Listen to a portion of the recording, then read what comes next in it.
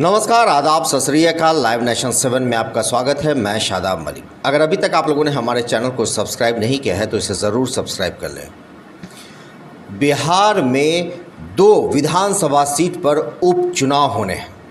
ऐसे में जहां 2020 में बिहार विधानसभा चुनाव हुआ और उसके बाद मुख्यमंत्री नीतीश कुमार ने फिर से मुख्यमंत्री का ताज पहना और गोपनीयता की शपथ ली कि जदयू का 2 सीट यानी एक कुशेश्वर स्थान जो कि दरभंगा में है, जहां के विधायक थे शशि भूषण हजारी, और वहीं दूसरी सीट तारापुर जो कि मुंगेर की विधानसभा सीट है, उसके मेवालाल चौधरी, इन दोनों विधायकों का निधन हो गया और इनके बाद ये दोनों सीटें खाली हो गई जो कि जदयू कोटे के विधायक थे और अब इस पर चुनाव होना है यानी बाई इलेक्शन होना है। ऐसे में आज हम बात कर रहे हैं दरभंगा के कुशेश्वर स्थान विधानसभा सीट की।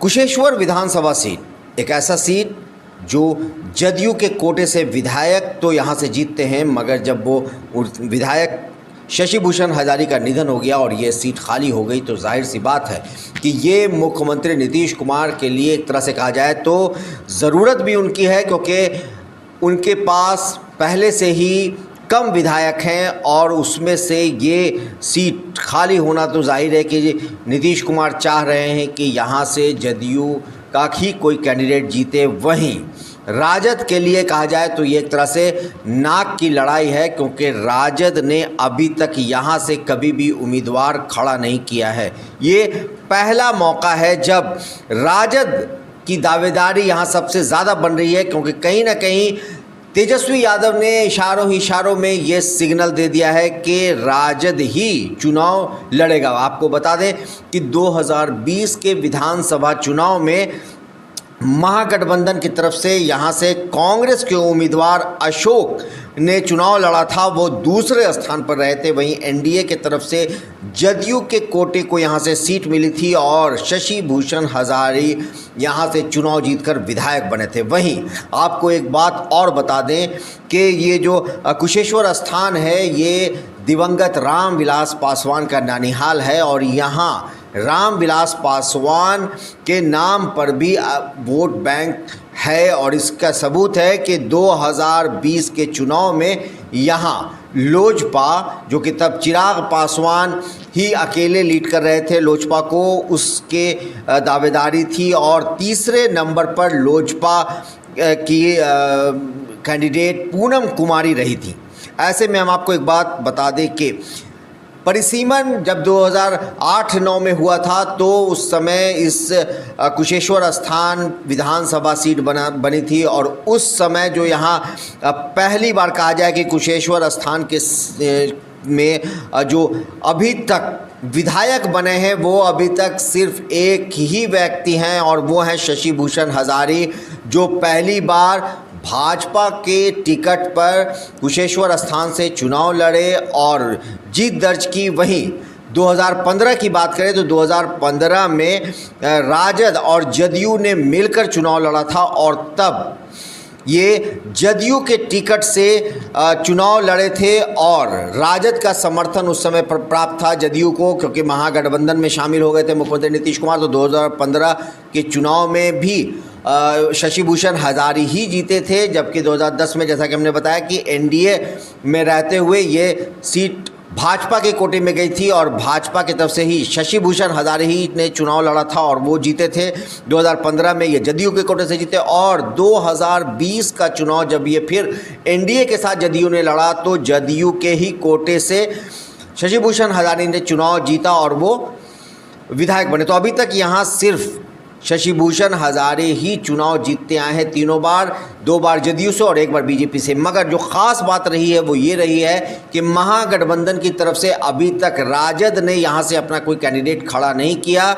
पहली बार भी यहाँ से कांग्रेस ही 2020 की बात करें तो यहाँ से कांग्रेस का उम्मीदवार था। 2015 में तो महागठबंधन में जदयू ही के कोटे में सीट आया और 2010 में यहाँ जो है वो दूसरे नंबर पर एलजेपी रही, क्योंकि तब एलजेपी और राजद के साथ साझा चुनाव लड़ा गया था। यानी रामविलास पासवान और लालू प्रसाद यादव ने 2010 में एक साथ मिलकर चुनाव लड़ा था और ये कुशेश्वर स्थान की सीट लोजपा को मिली थी। और तब लोजपा के कैंडिडेट रामचंद्र पासवान, जो कि रामविलास पासवान के छोटे भाई और प्रिंस राज के पिता हुए, उन्होंने चुनाव लड़ा था, मगर वो दूसरे स्थान पर रहे थे।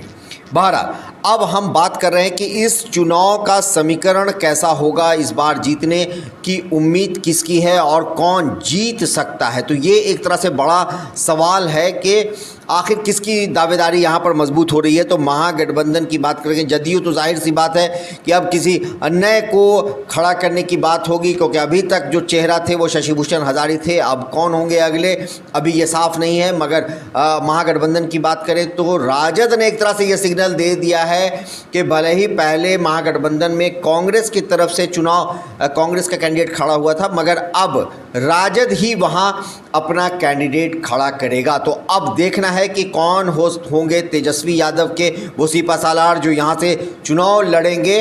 अब ये जो समीकरण है यहाँ कुशेश्वर स्थान की, वो है कि मुसलमान की भी आबादी यहाँ अच्छी है, यानी मुसलमान वोट बैंक है, यादव वोट बैंक है और ब्राह्मणों का भी अच्छा खासा वोट बैंक है। तो अब देखना है कि ये समीकरण किस तरह से बैठता है। जहाँ तक मुसलमान और यादव के समीकरण की बात है तो उम्मीद जताई जा रही है कि यादव और मुसलमान राजद के ही तरफ जाएंगे और राजद अपनी पूरी ताकत यहाँ पर झोंकेगा, क्योंकि राजद के पास एक जो है वो कहीं ना कहीं राजद ये चाहेगा कि उसके सीट और बढ़ें।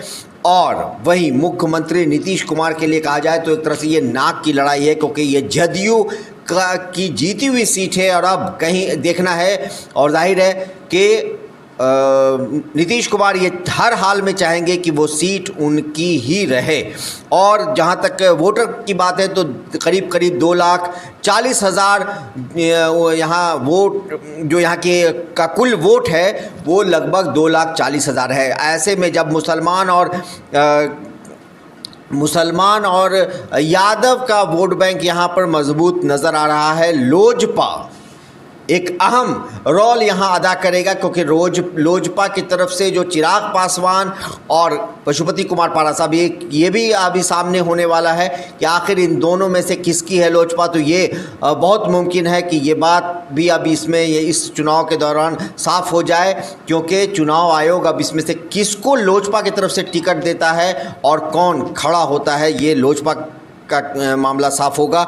और अब लोजपा इसमें अहम भूमिका निभाएगा, जहां एक तरफ लोजपा यानी चिराग पासवान और तेजस्वी यादव के बीच में नज़दीकी दिखाई जा रही है। वैसे में अगर लोजपा भी अपना कैंडिडेट यानी चिराग पासवान अपना कैंडिडेट खड़ा करते हैं तो वो तेजस्वी यादव का कितना वोट काटते हैं, क्योंकि ये भी एक तरह से कहा जाए तो दलितों का वोट भी वहाँ काफ़ी माना जाता है, रामविलास पासवान की पकड़ वहाँ मानी जाती है। तो ऐसे में अगर वो भी चुनाव मैदान में कूदते हैं तो अब वो नीतीश कुमार का वोट काटते हैं या फिर वो तेजस्वी यादव का वोट काटते हैं, ये एक अहम सवाल बनकर सामने आएगा। मगर जो हालात दिख रहे हैं उससे इतना ज़रूर लग रहा है कि तेजस्वी यादव यानी राजद की स्थिति मजबूत होती नज़र आ रही है कुशेश्वर स्थान पर। और अब चिराग पासवान का इसमें रोल बहुत ही अहम रहेगा कि वो अगर सीधी तेजस्वी यादव को सपोर्ट कर देते हैं तो फिर तेजस्वी यादव काफ़ी मजबूत पोजीशन पर चले जाएंगे। और अगर चिराग पासवान अपना कैंडिडेट खड़ा करते हैं तो फिर ये एक तरह से समझने वाली बात होगी और देखने वाली बात होगी कि अगर वो अपने कैंडिडेट को खड़ा करते हैं तो वो फिर उसका प्रचार कितना ज़ोर शोर से करते हैं और उसे जिताने के लिए कितनी ताकत को झोंकते हैं। तो बहरहाल अभी जो हालात बन रहे हैं वो यही दिखा रहा है कि राजद की दावेदारी थोड़ी मजबूत है और जदयू भी अपनी पूरी ताकत भाजपा के साथ मिलकर लगाएगा। मगर चिराग पासवान फिर नीतीश कुमार को कितना नुकसान पहुंचाएंगे, ये एक बड़ा सवाल बनकर सामने आएगा। और चिराग पासवान लोजपा के असली हकदार हैं या फिर पशुपति कुमार पारस, ये भी एक तरह से साफ हो जाएगा। तो इस उपचुनाव में बहुत कुछ आपको देखने को मिलेगा और आगे हम और भी बातें बताएंगे। हम आपको बहुत सारी बातों से अपडेट करेंगे, बहुत सारी चीज़ें जो चुनाव के दरमियान आएंगी, बहुत सारे समीकरण बदल भी सकते हैं, वैसे समीकरणों की हम आपको जानकारी देते रहेंगे। साथ ही हम आपको तारापुर भी ले चलेंगे, वहाँ की भी बात हम आपको वहाँ का भी समीकरण बताएंगे। बहरहाल आपको हम लगातार अपडेट करते रहेंगे और ऐसे ही अपडेट के लिए आप बने रहिए हमारे साथ, देखते रहिए हमारा वीडियो। अगर आपको हमारा वीडियो पसंद आता है तो हमारे चैनल को ज़रूर सब्सक्राइब करें। अगर आप फेसबुक के जरिए देख रहे हैं तो पेज लाइक करना ना भूलें। धन्यवाद।